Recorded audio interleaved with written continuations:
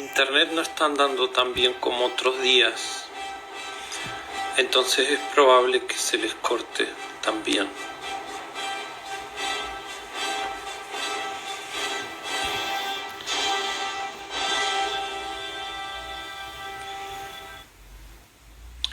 Después yo revisé los videos y más o menos queda todo cargado, pero no anda muy bien mi internet tampoco. Bueno, igual, bien, hay algunos a los que les anda bien, pero sí depende de la conexión que tengamos cada uno, cómo lo vamos a ver, lamentablemente. Bueno, voy a arrancar con esto, ¿sí? Habíamos quedado acá, digamos, en realidad en los atributos del Estado. No voy a repasar eso porque ya lo repasamos el lunes. Así que directamente vamos a arrancar con esto. Acá en esta primera imagen que les pongo, no sé si sirve mucho este zoom. A ver si lo agrando todo yo.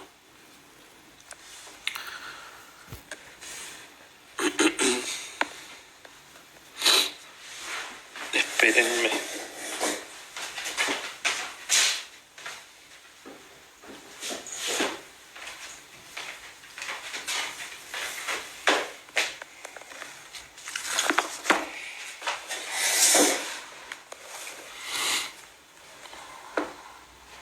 Bueno, ahí está un poco mejor. Ahí está. En esta especie de carátula que pongo acá, les puse una serie de imágenes para repasar la historia de los estados. Acá les pongo una imagen de un palacio egipcio que los palacios egipcios igual funcionaban como templos religiosos, porque en los primeros estados no hay mucha diferenciación entre la religión y el gobierno.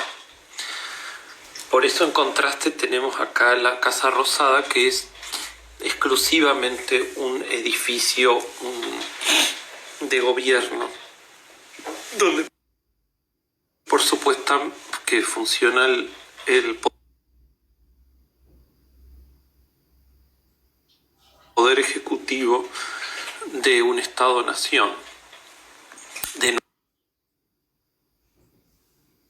nuestro Estado-nación en realidad.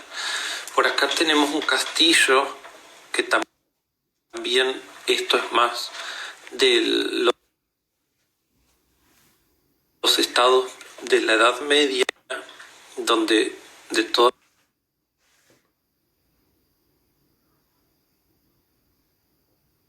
porque es de un pintor muy conocido del periodo neoclásico francés, que es un cuadro de Napoleón,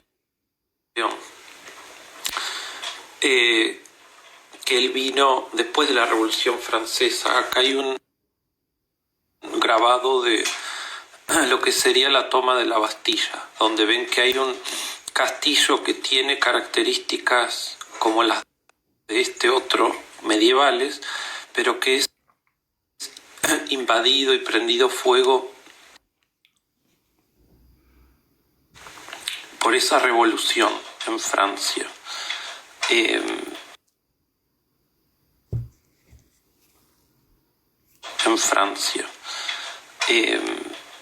Algunos pusieron esto del antiguo régimen en el anterior trabajo práctico, y esa revolución francesa entonces se produjo para derrocar a ese antiguo régimen que representaba un poco la cultura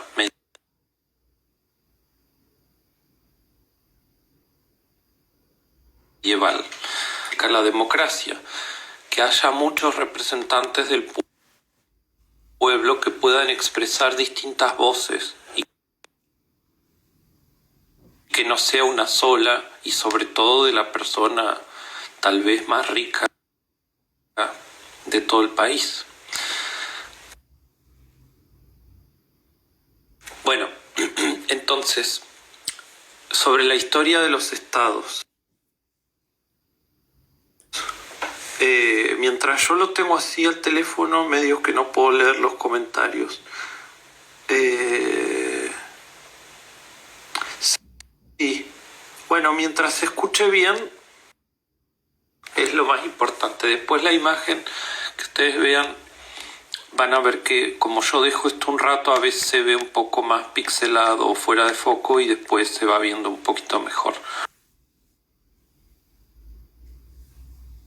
Donde ahora está Irak, que serían los sumerios y otros pueblos, y después en el tiempo aparecen más o menos en la misma época los estados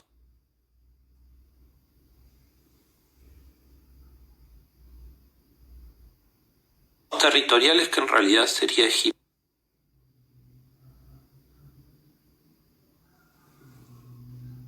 básicamente, que con el paso de los años se va expandiendo cada vez más.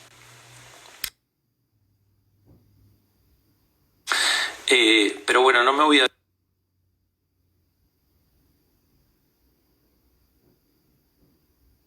detener demasiado. Después los griegos y los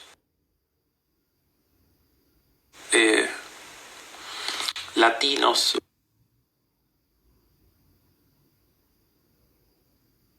o las primeras ciudades, Roma también tienen esta característica más de ciudad-estado.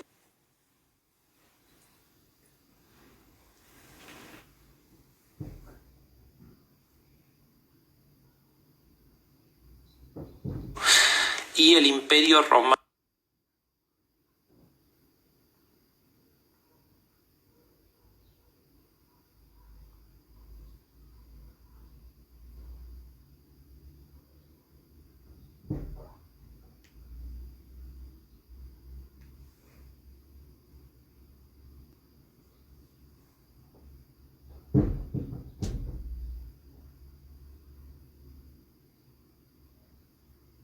¿no? Pero eran esas básicamente las funciones de esos estados: administrar la comida,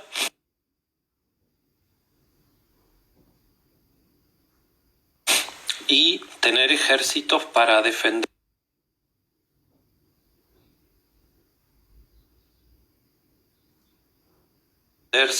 de otros estados o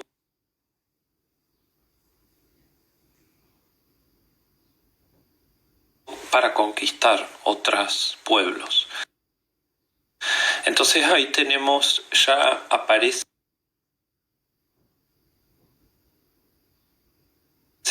la cuestión imperial,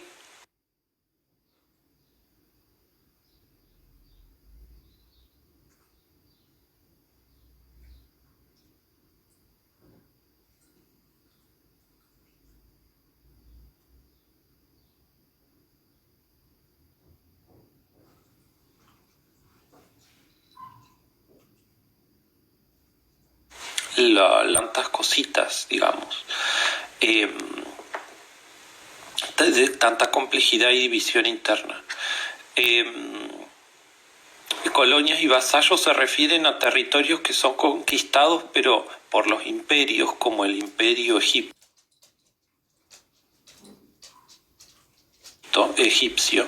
pero que conservan cierta autonomía. Pero están dominados por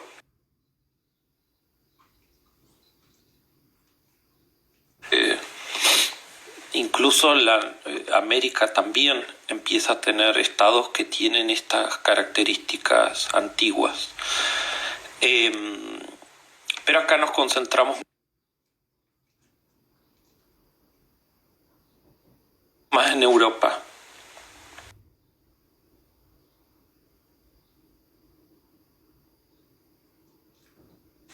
Entonces acá en los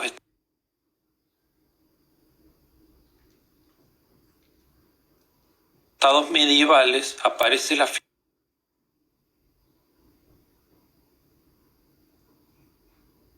figura del señor feudal, que ustedes van a ver en las películas que cuando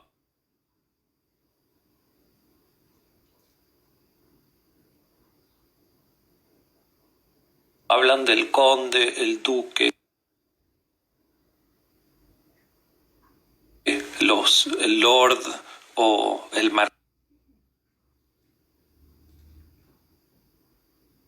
marqués, el virrey, son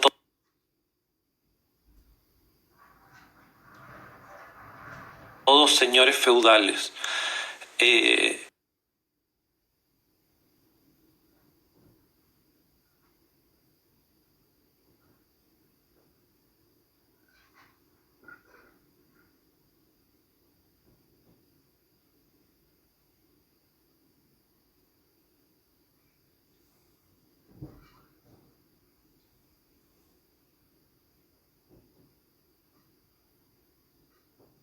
Que son era conde, por ejemplo. Y, por ejemplo, la figura del conde tiene control sobre un condado. Por eso en algunas películas yanquis a veces hablan del condado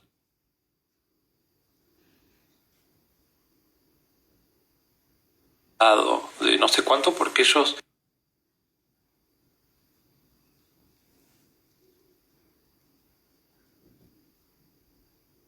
mantienen no la figura del conde, pero sí esa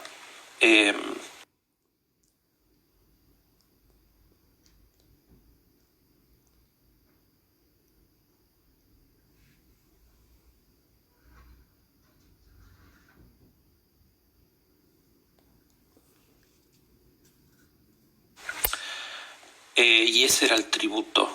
Y entre otras cosas, ¿sí? Después,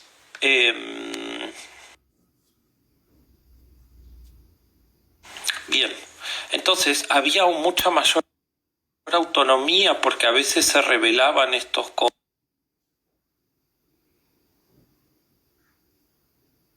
o duques contra el rey. Era una época bastante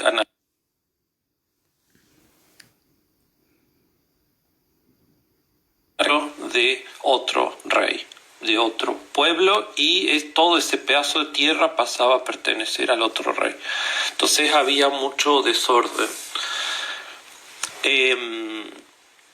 Sobre todo estamos pensando en países como España, Francia,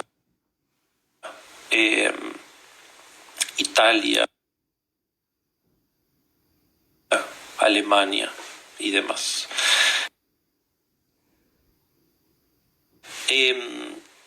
Después de la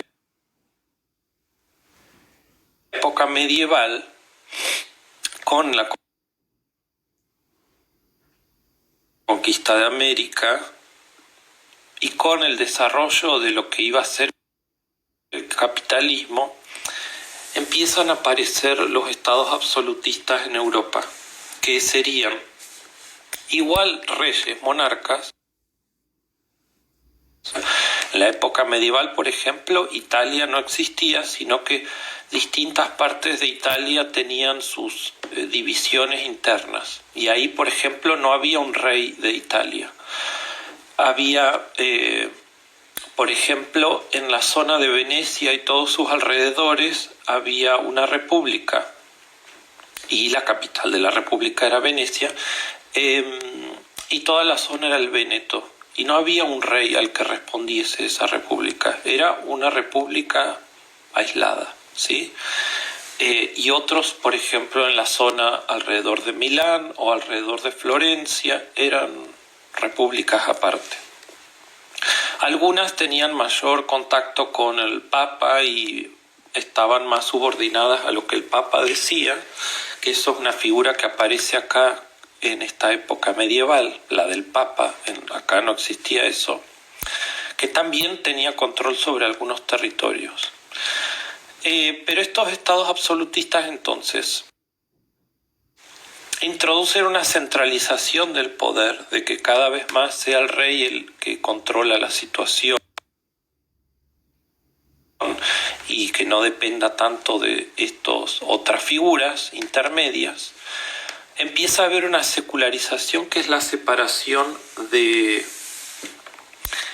Secular viene de lo terrenal, digamos, de lo opuesto a lo religioso o a lo divino o sagrado.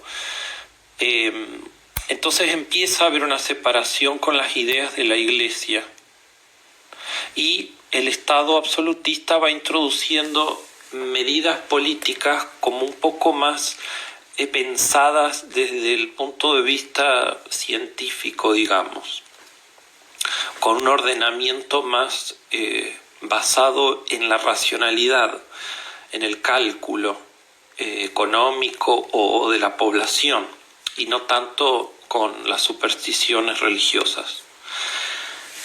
Entonces, por eso, una racionalización del poder público.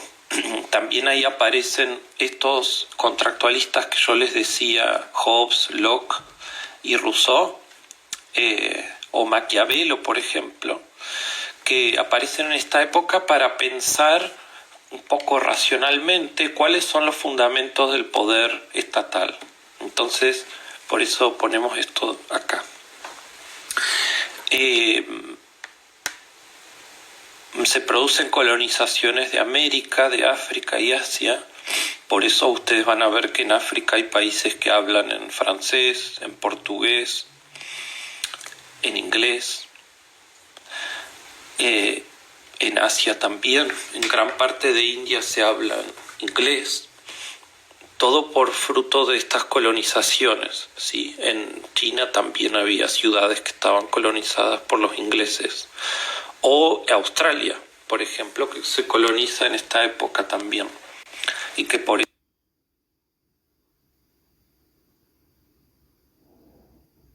eso hablan inglés. Y América,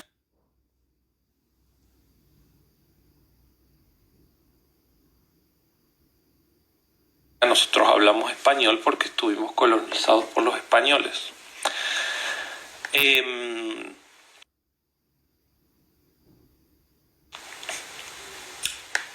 Esta es una doctrina económica que algunos la pusieron como anterior al liberalismo económico.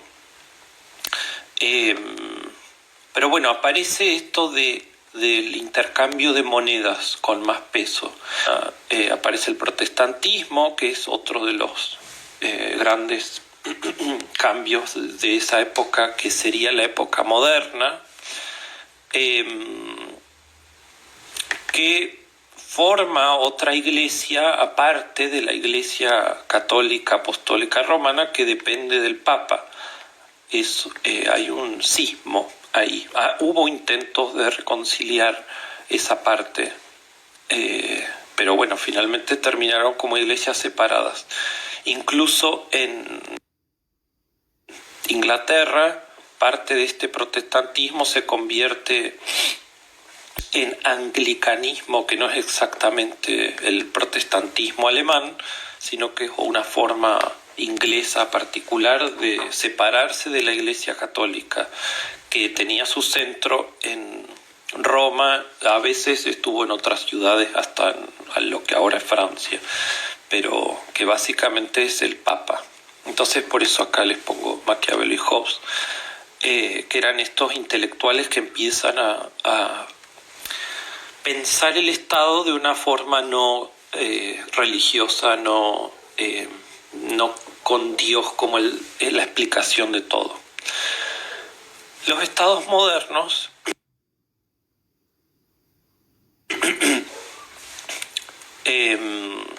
entonces, por eso, estos estados absolutistas participan de lo que sería la formación de los estados modernos. Solo que los estados modernos va a haber otros estados, no solo el absolutista, que también van a ser estados modernos. Pero más allá de ese cambio de si es absolutista, que él, por ejemplo, sería un rey absolutista, va a haber otros gobiernos, otros estados como las repúblicas eh, parlamentarias o las monarquías parlamentarias o democracias, incluso las dictaduras militares que van a aparecer, tienen ciertas características comunes. Una de esas características de los estados modernos es, como les decía, la centralización del poder. Hay una mayor capacidad de control e intervención sobre los territorios internos. Entonces no hay rebeliones de distintos lugares al interior del territorio, porque por un lado hay un desarrollo de los ejércitos, que esto que veíamos de tener el monopolio de la fuerza legítima tiene que ver con esto. Entonces, si hay un solo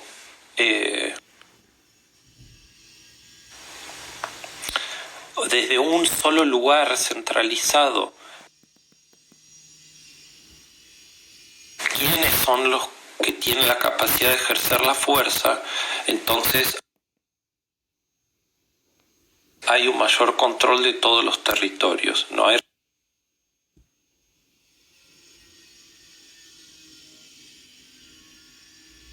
rebeliones de distintos lugares.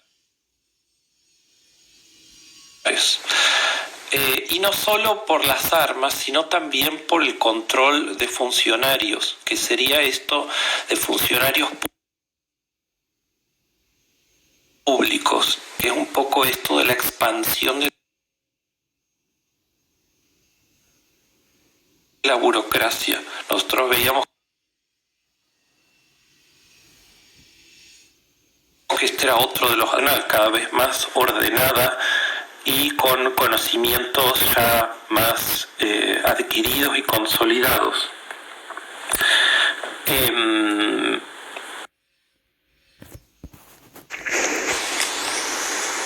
por ejemplo, sobre todo aplicados a la economía, por ejemplo, o sea, los títulos de propiedad de las tierras, todo eso empieza a tener que quedar bien claro y hay un mayor control sobre eso, cómo se divide, cuánta cantidad de hectáreas puede tener un propietario, todo eso se empieza a calcular y que en base a esa cantidad de hectáreas entonces va. Y esto que ya apareció de la secularización,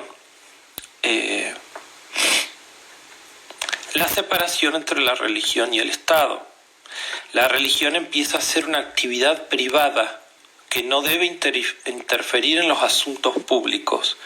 Entonces, estos estados, por lo general, no es que rechazan completamente a la Iglesia. De hecho, estos reyes todavía en los comienzos son, cuando les ponen la corona y los declaran reyes, ese acto lo realiza un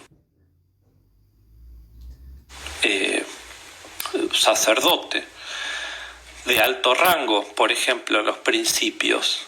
Pero empieza a entenderse que si bien el rey es, por ejemplo, protestante, los ciudadanos pueden tener otras religiones adentro de ese territorio. No están obligados a pertenecer a una cierta religión. Con respecto a eso va a haber muchos problemas y hasta durante el siglo XIX va a haber matanzas y todo de peleas entre católicos y protestantes, sobre todo en Francia e Inglaterra.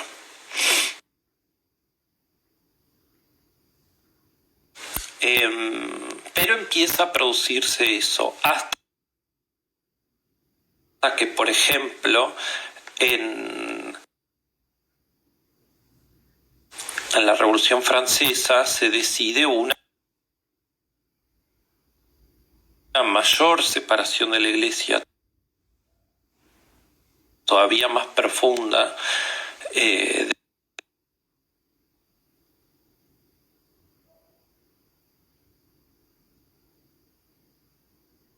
hecho, se prohíbe.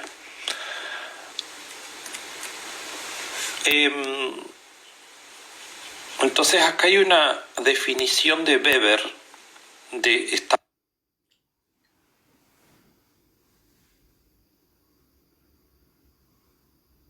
moderno. Weber, este es el año de publicación del libro, pero él ahí en realidad ya murió. Él esto capaz que lo escribió incluso antes. 1922 dice, por las dudas. Entonces Weber dice, el Estado moderno es una asociación de tipo institucional, es una institución. Dijimos, el Estado también centraliza, entonces ubica en un solo lugar el poder, la fuerza. La coacción, creo que lo habíamos buscado a la palabra, pero era obligar a alguien a hacer algo. Capaz que ese alguien no quiere hacerlo, pero lo obligamos igual. O lo obligo y la persona no se da cuenta que la estoy obligando y va y hace lo que yo le digo. Pero no solo es una cuestión verbal, sino que física, es obligar por la fuerza, a los empujones, amenazando con un arma o disparando.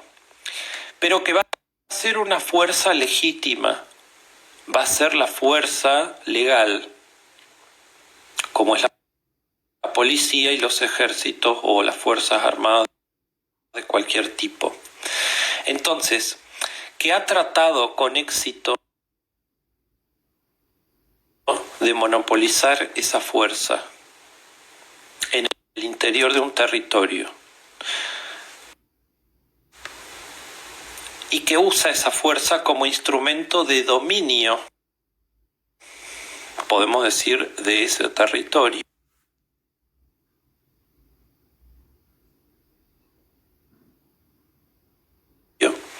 y de la gente que está ahí en ese territorio, por supuesto, y reúne a dichos objetos los medios a todos los funcionarios de clase autónomos. Entonces, los medios materiales de explotación serían los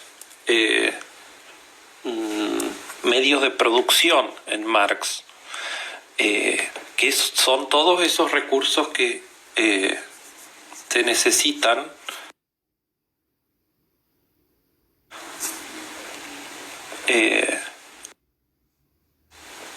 para explotar a la población.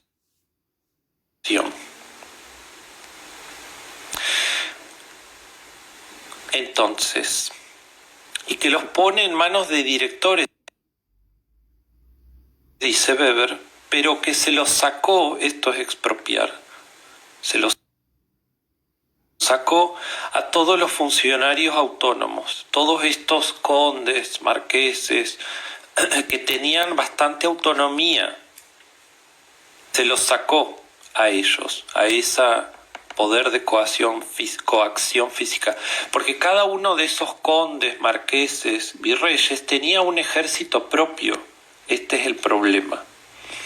En cambio, el Estado moderno monopoliza el ejército solamente en ese lugar, en el Estado, que va a depender del rey o del presidente o de la asamblea que gobierne. Entonces se lo sacó a esos funcionarios autónomos que anteriormente disponían de aquellos por derecho propio, por herencia básicamente. Tenían ejércitos propios porque los había formado su padre, su abuelo y así.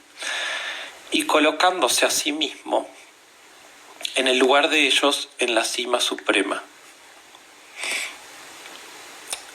Además con esto de los directores un poco se está refiriendo a los burgueses, ¿sí?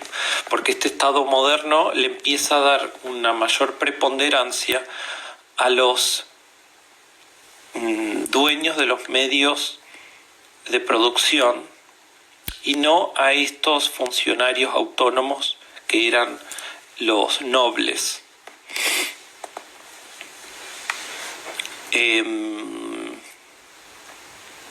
Entonces, el noble, nosotros habíamos tenido esta discusión de hablar de los ricos. Fíjense que acá, tanto esos directores de los medios son ricos o van a ser ricos, y estos funcionarios autónomos también eran ricos, pero son clases distintas. Los nobles, la nobleza, eran ricos porque tenían eran los dueños de la tierra. Ellos eran los dueños de la tierra y eran dueños también de las personas que vivían en su tierra, que entonces no eran esclavos estrictamente, pero un poco se los llama siervos. Y por otro lado era el dueño de un pequeño ejército, de una milicia. Por eso era rico. Por eso. En cambio, los burgueses son ricos porque solamente tienen los medios de producción, que entonces no van a hacer las tierras simplemente. A veces ni siquiera, no es que son los dueños de la tierra, sino que son los dueños de las fábricas y de mucho dinero, que estos otros no eran dueños del dinero. Bien.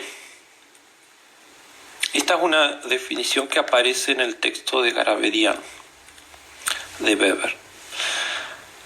Bueno, entonces va a haber distintos tipos de estados modernos, ¿sí? Como les decía antes. El estado liberal, por ejemplo, va a tener estas características. Ahí les digo que el liberalismo surge como una corriente intelectual después de la gloriosa Revolución Inglesa en 1688, bastante antes, como exactamente 100 años antes de la Revolución Francesa, que marcó el final del absolutismo en Inglaterra y el nacimiento de la monarquía parlamentaria en ese país, en Inglaterra. Entonces, en esa Revolución Inglesa se termina con el absolutismo, con que el rey sea el único que domine todo, y aparece esta forma de gobierno que es la monarquía parlamentaria. Entonces van a seguir teniendo reyes, pero ese rey va a depender en sus decisiones de un parlamento, que un parlamento es básicamente un congreso formado por congresales, por lo que ahora son nuestros diputados y senadores, que en Inglaterra tiene otros nombres, que por ejemplo en Inglaterra de hecho todavía existe la Cámara de los Lores, que sería eso, ese parlamento. Y fíjense que parlamento viene de parla, que italiano significa hablar.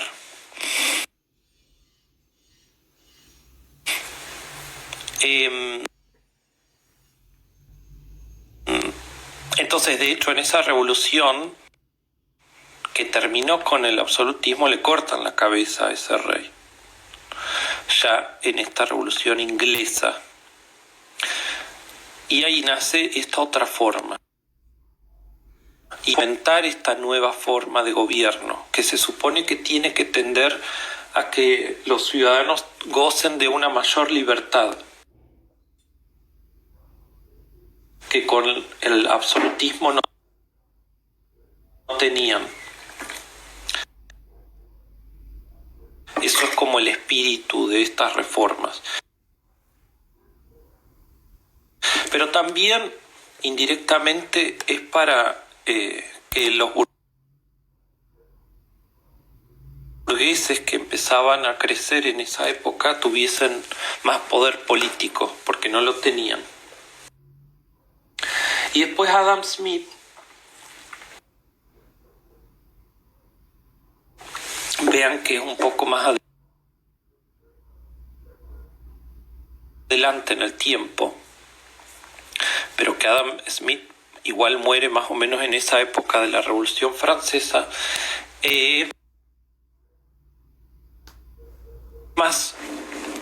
tiene que ver más con el liberalismo económico.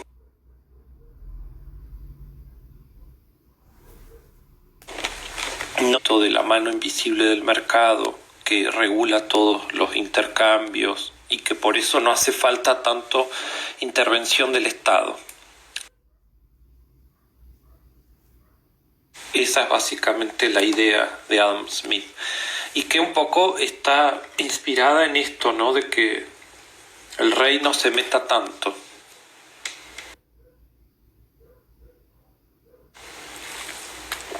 Ahora actualmente, no sé, yo supongo que habrán escuchado hablar del neoliberalismo muchas veces, sobre todo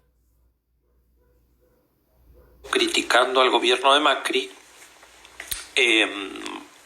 y ese neoliberalismo es una recuperación de estas ideas, sobre todo la económica de Adam Smith, una recuperación del liberalismo bastante antiguo. Y entonces,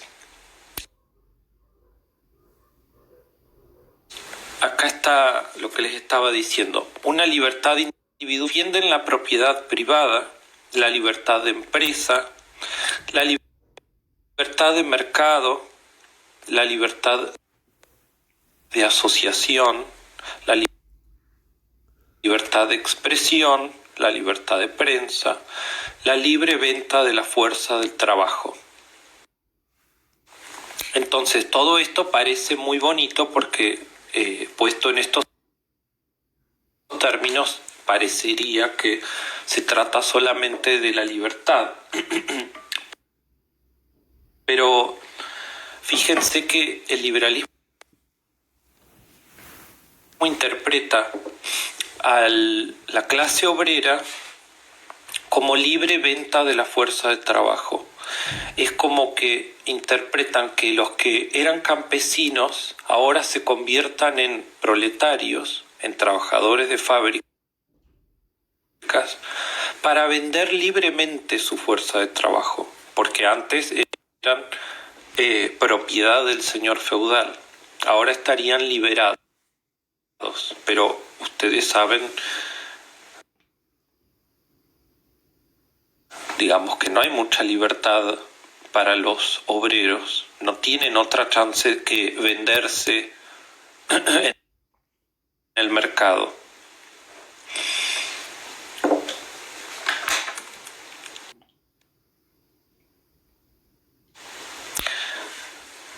Y ahí sigue entonces poderes, sobre todo cuando no estaban en el gobierno.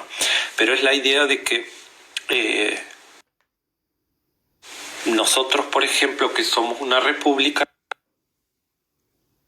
tenemos el poder judicial, el poder legislativo y el poder ejecutivo. De que esos tres poderes estén divididos en el sentido de que no haya mayor influencia de uno sobre el otro y de que uno no coaccione o controle las decisiones del otro, de que por ejemplo, el poder ejecutivo, que sería el Congreso,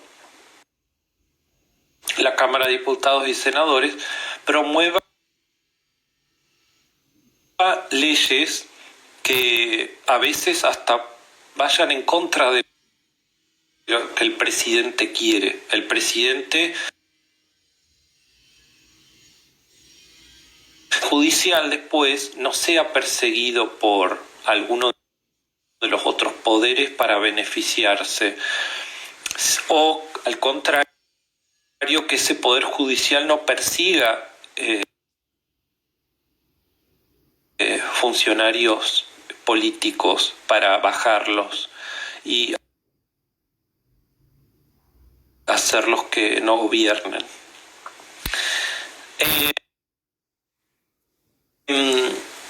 Esos serían valores liberales. La producción de leyes constitucionales, esto que ya les expliqué, de que haya toda una secuencia, digamos, legislativa en la que un país tiene una constitución y a partir de esa constitución se elaboran leyes que sí o sí tienen que respetar esa constitución. Por eso a veces se habla de que algo es inconstitución caprichosa de un rey.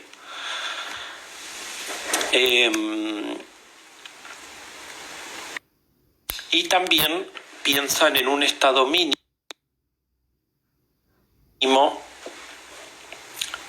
que en realidad cobre mucha más fuerza el poder judicial, el poder legislativo, que sería ese parlamento, y el ejército.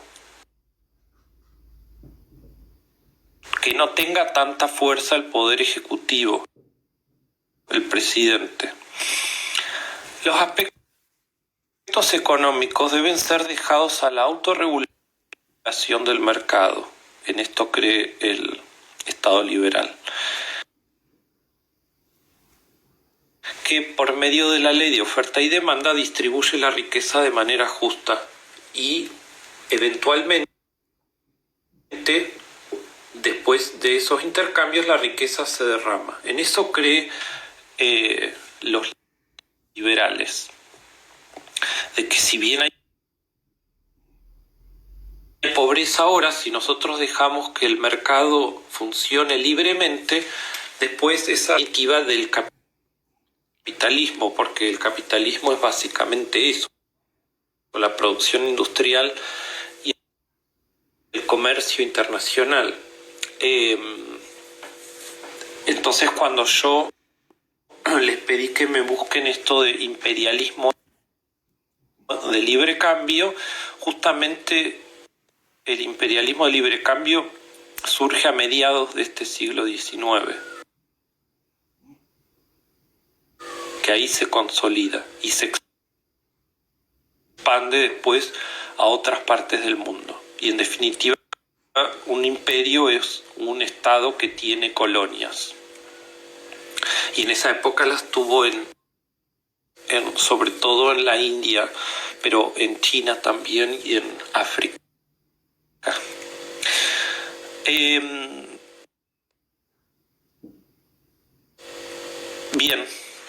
Bien. A ver, me parece que voy a tener que cortar acá y después seguimos. Ya desde fines del siglo XIX los estados liberales experimentan crisis que llevan a los gobiernos a cambiar de rumbo y comenzar a intervenir en la economía y darse mayor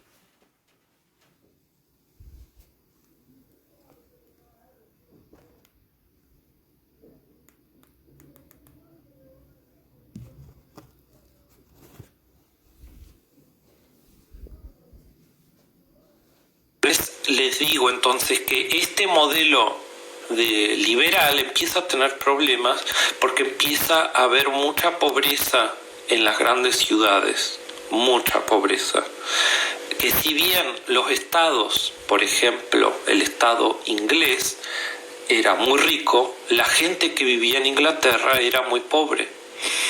Entonces se empezaban a haber grandes desigualdades que además traían muchas malas consecuencias, como por ejemplo pandemias. Por ejemplo, el deterioro de toda la ciudad en general, la contaminación por las fábricas que se construían sin demasiado orden.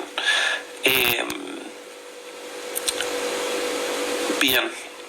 Bueno, y además había agitación social, había revoluciones sociales, había protestas, ¿sí? Entonces, como para sanear esos problemas que aparecían, fue que aparecieron medidas que tenían mayor preocupación por lo social. Y entonces ahí cambia el Estado moderno y pasan de haber estados liberales en su mayoría a surgir estados de bienestar, que eso es lo que vamos a ver ahora, después de este pequeño corte. Voy a, antes de que se me corte, que todavía no me dijo nada, voy a revisar las preguntas.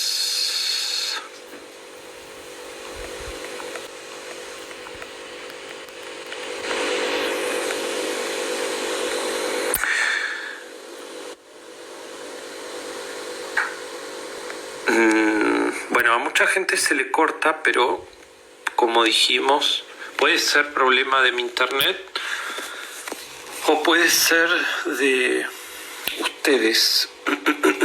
Pero bueno, es normal y es lo que tenemos. Bueno, voy a empezar a leer a partir de acá porque no puedo ir más arriba.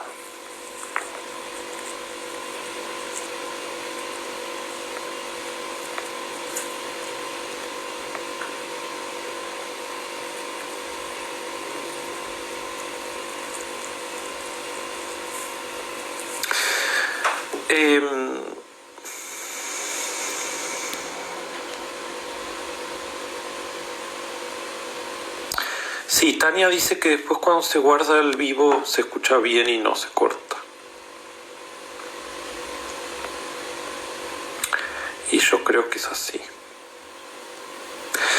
Estela pregunta a qué se refiere con la venta libre de la fuerza de trabajo. Y yo creo que lo expliqué un poquito.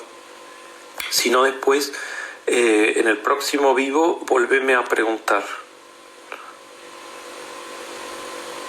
Bueno, entonces voy a terminar, la voy a guardar y ahora seguimos. Sí, la historia de los estados está en la bibliografía, en Garabedian. O por lo menos está, lo que no está es, no hay mención sobre los estados antiguos y sobre los medievales. Eso lo van a tener que buscar ustedes. Igual yo ya les dije bastante. Y con los apuntes que tomen de lo que yo dije les va a servir. Eso. Pero sí, en el material van a tener este desarrollo del Estado moderno y su historia. Bueno, ahí termino.